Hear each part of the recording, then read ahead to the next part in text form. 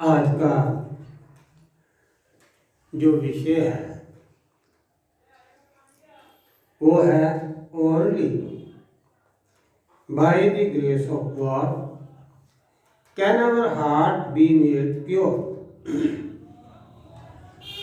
सिर्फ खुदा के फजल से ही हमारा दिल जो है वो पाक पवित्र हो सकता है और किसी तरीके से नहीं। आज का विषय जो है बहुत खास विषय है और आप लोगों ने जो हवाले जो सुने हैं वो भी सब हम ये देखें कि इसी बात को दर्शाते हैं कि खुदा की मदद के बिना हमारा दिल पाक साफ नहीं हो सकता है। हम लोगों ने कई तरह से आज तक वचन सुने, बड़े चर्चित में, और जहां भी जाएंगे ज्यादातर यही लोग प्रचार ज्यादा करते हैं कि हम अपने गुनाहों से जब पश्चाताप करें। ये भी ठीक बात है, हम खुदा की ओर फिरे, हम अच्छे बने। ज्यादातर यही हम ये देखेंगे सेवक जो है हर तरह सब जगह पर यही प्रचार करते हैं और इसी बात को वो ज्यादा मुद्दा बनाते हैं।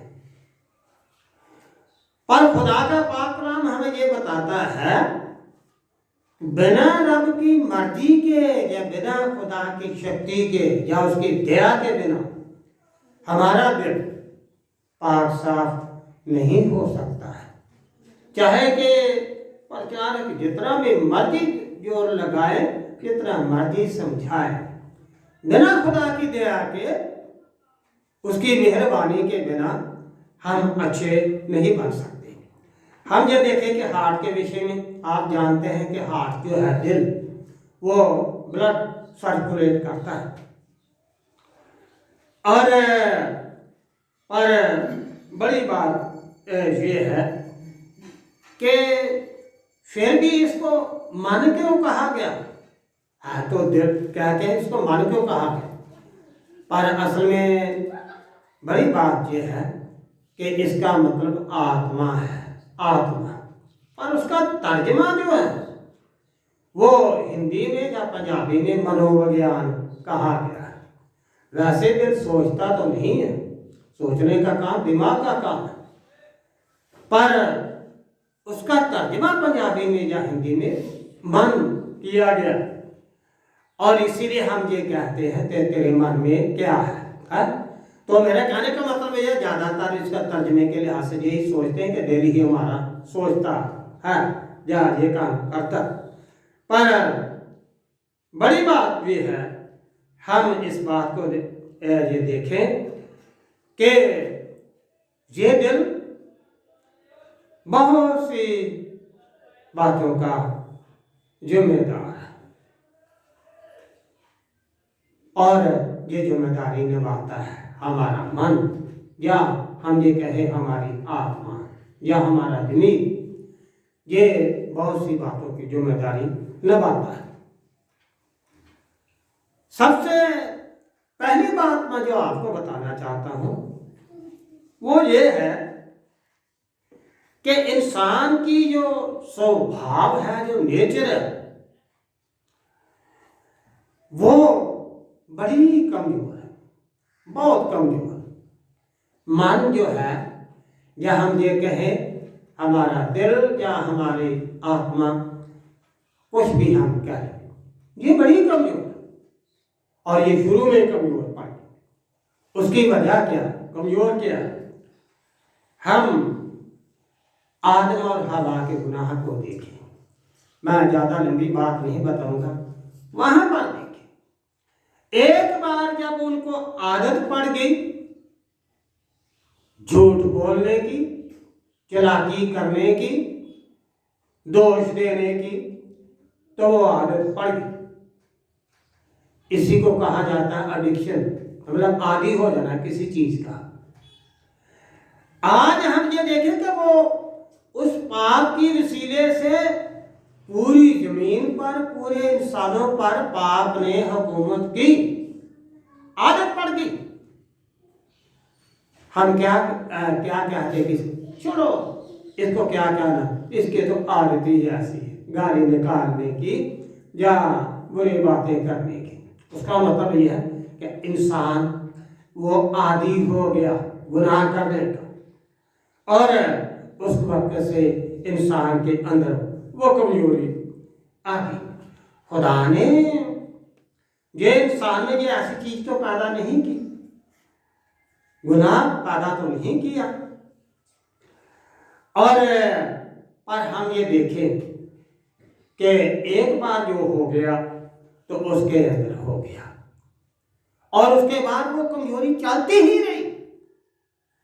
पर रोमियो के खात में ये लिखा, पौलुस रसूल कहता है, हाय मैं कितना बदकिस्मत हूं, जो मैं सोचता हूं करना चाहता हूं मुझसे होता नहीं है, तो और जो नहीं करना चाहता वो मुझसे हो जाता। ज्यादातर हम ये देखें कि सब लोग ये इसी बात पर जोर लगाते हैं,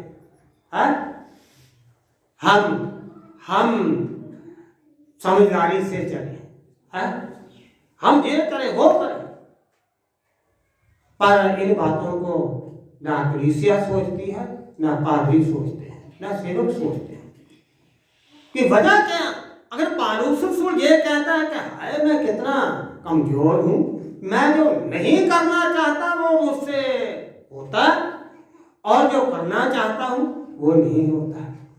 पर उस खुदा के सेवक या कलीसिया इस बात को समझने की कोशिश नहीं कभी करती कि अगर पौलुस रसूल ये कह सकता है, अगर दाऊद ये कह सकता है कि खुदावंद अपने फजल से मुझे साफ कर, तू मुझे बर्फ की मानंद धो, तब मैं साफ हो सकता हूँ। वो मुझे नहीं पता कि वो कैसी कोई तालीम देते हैं। सब लोग पंजाबी में कहते हैं 100 हाथ रस्सा ते सिरे ते गंढ, पर ये बड़ी तालीम की बात है कि इंसान कितना कमजोर है। और इसीलिए पौलुस रसूल कहता है कोई अच्छी बात तो मेरे अंदर है ही नहीं है। वो कहता है अच्छी बात मेरे अंदर है ही नहीं है? हम कहते हैं कि हम अच्छे हैं। बहुत कितनी बड़ी भारी गलती की बात। यिर्मयाह नबी की किताब में लिखा, दिल सबसे खराब, सबसे धोखेबाज है। हम किसी को धोखेबाज कहते हैं, पर हम जरा सोचने की खुद कोशिश करें कि मेरा दिल और आपका दिल खुद हमें कितना धोखा देता है, कितना खराब और कितना धोखेबाज है। हम दूसरों को कहते हैं तू धोखेबाज, पर हम अगर भी अपने मुंह अपनी आंखों में देखते, अपने चेहरे पर देखते कि हम कितने खराब हैं, हम कितने कमजोर हैं। और इसीलिए बाइबल में लिखा है ये दिल तो सबसे धोखेबाज और खराब है।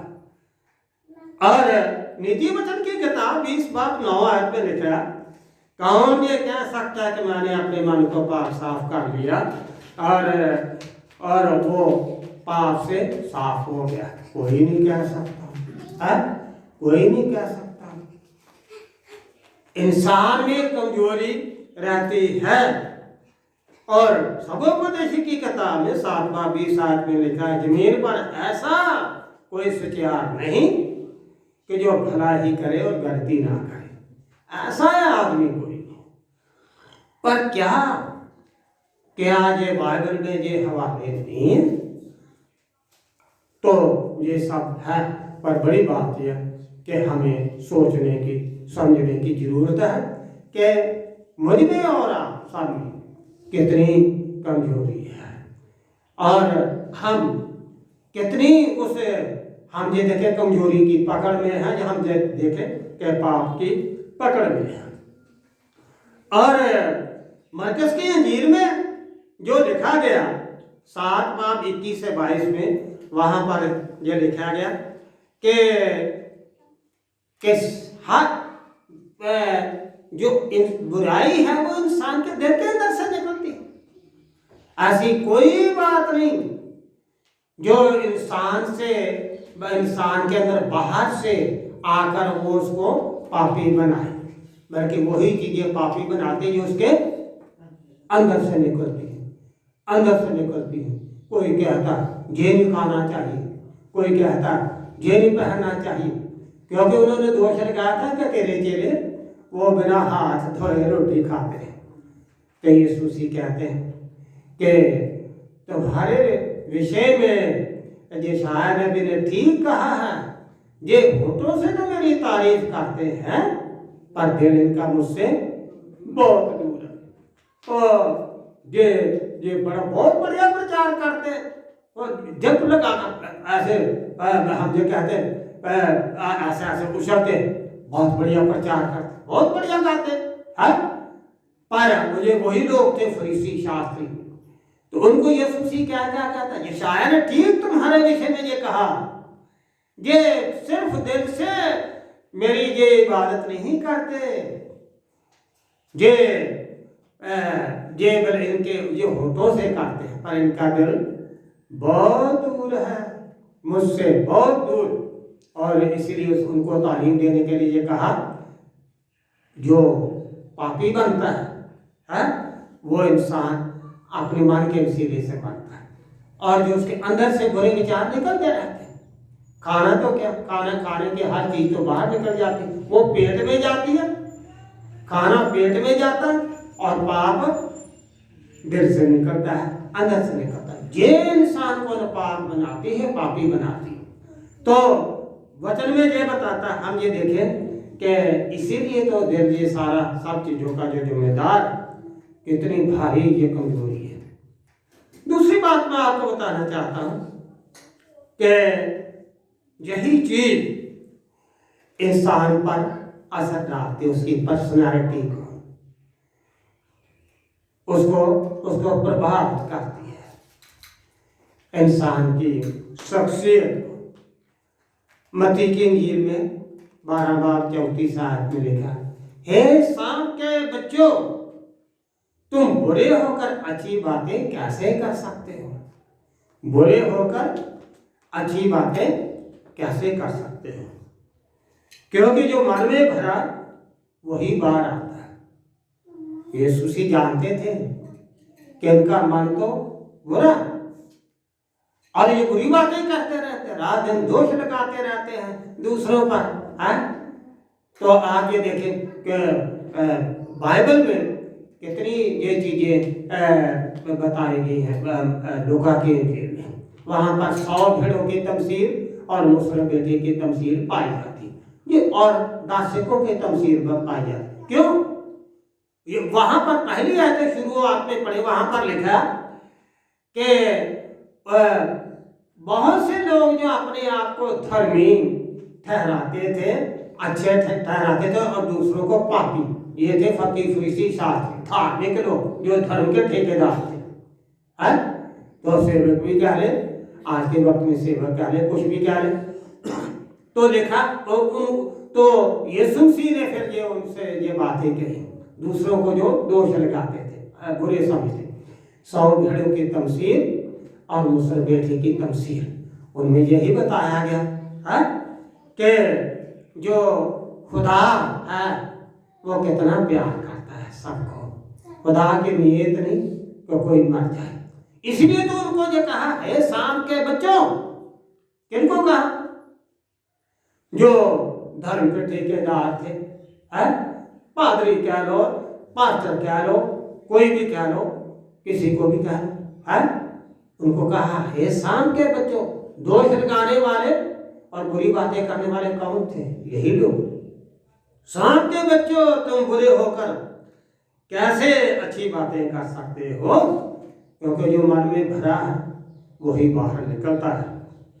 और इसका मतलब यह है कि इंसान की जो पर्सनालिटी है, जो उसका स्वभाव, वो ठीक नहीं है, वो ठीक नहीं। जितना हम जो समझते हैं वो इतना अच्छा नहीं है।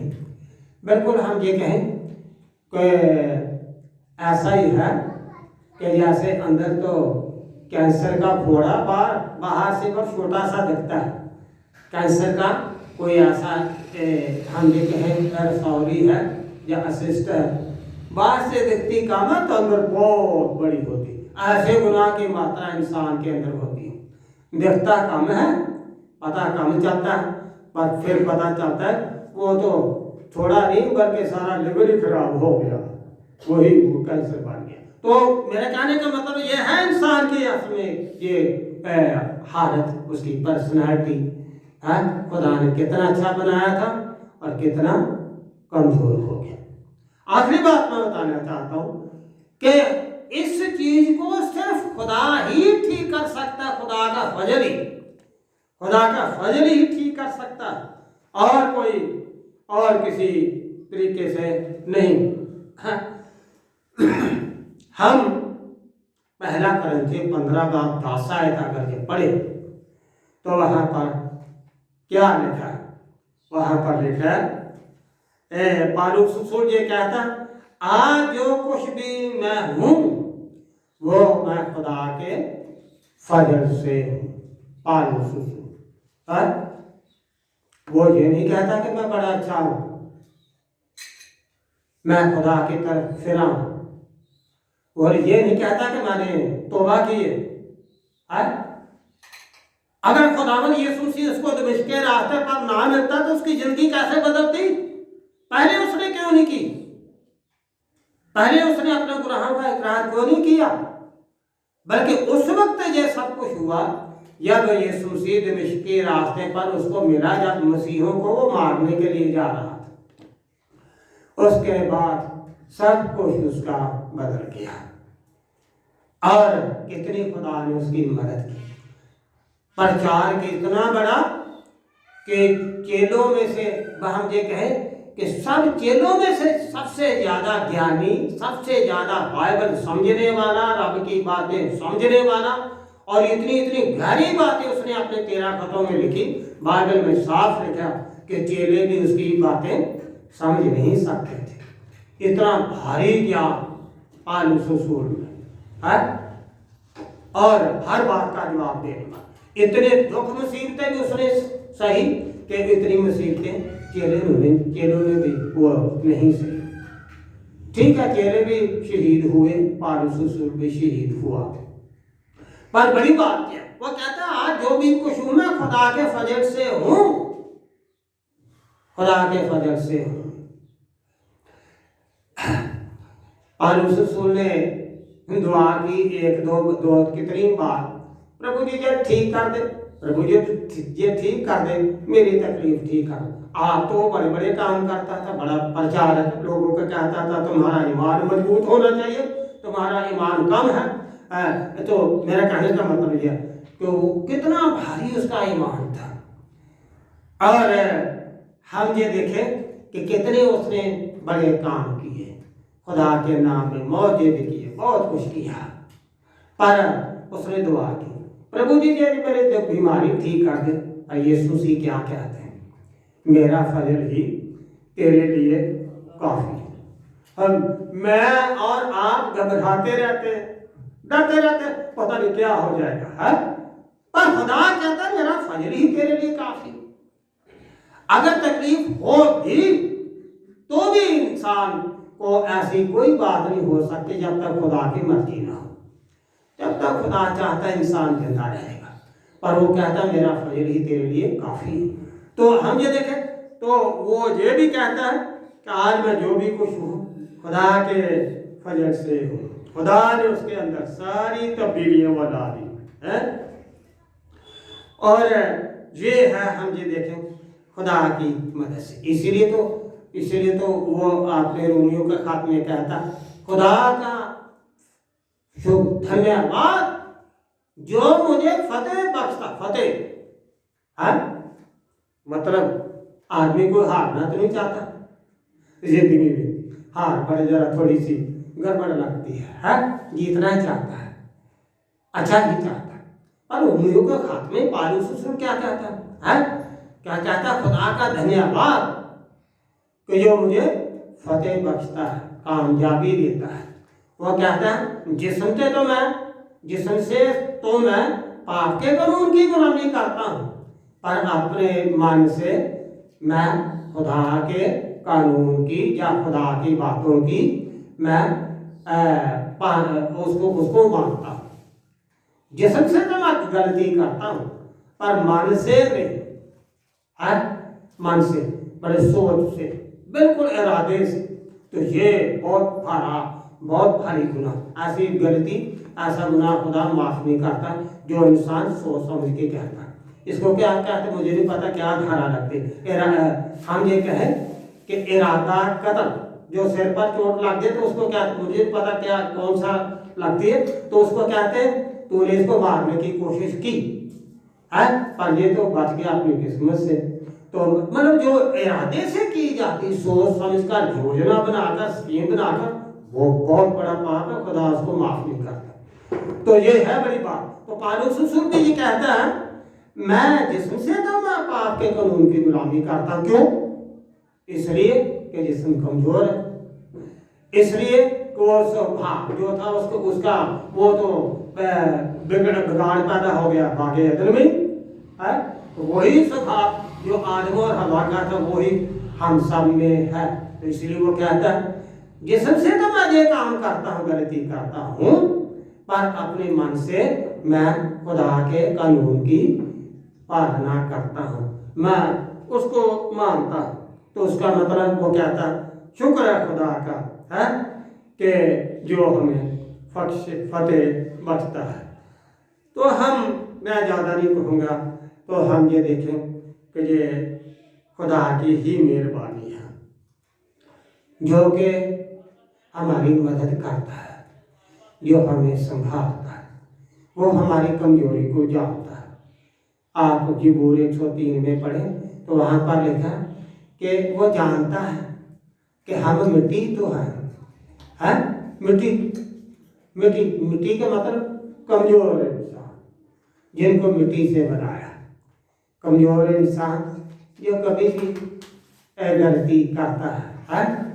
और खुदा भी ये कहता है भले के इसलिए मैं इंसान के खिलाफ कब तक जोर मारता रहूँगा है, चाहे कि जवानी से उसकी भावनाएं या उसके मन की बातें वो बुरी जवानी से, और वो शुरू हो जाता है वैसे 14, 15, 16 साल की उम्र में इंसान पाप करने में, तो चाहे उसकी मन की बातें बुरी ही है, वो कहता खुदा कहता मैं कब तक इनके खिलाफ जोर मारता रहूँगा, मैं सजा देता रहूँगा। तो मेरा कहने का मतलब ये कि ये है हमारी हालत।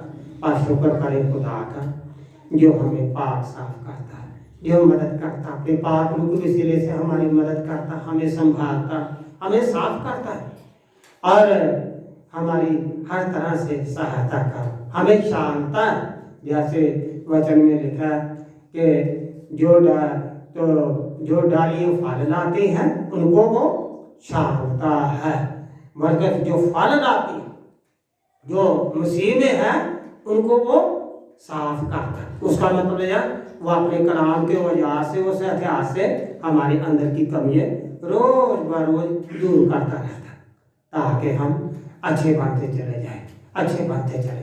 वो है हमारी मदद करता और उसी की मदद से ही हम अच्छे बनते हैं, पाक साफ होते हैं, हमारा दिल अच्छा बनता है। पर अगर हम ये कहें कि हमें कोई खूबी है या हम बड़े समझदार हैं, तो जो मेरी और आप सबकी ये बेसमझी है। तो हम हर बात के लिए खुदा का धन्यवाद करें जो हमें पाक पवित्र बनाता है, उसी के वसीले से हमारे मन पाक पवित्र भी होते हैं और अच्छे भी बनते हैं। खुदा आप लोगों को बड़ी बरकत दे। आमीन।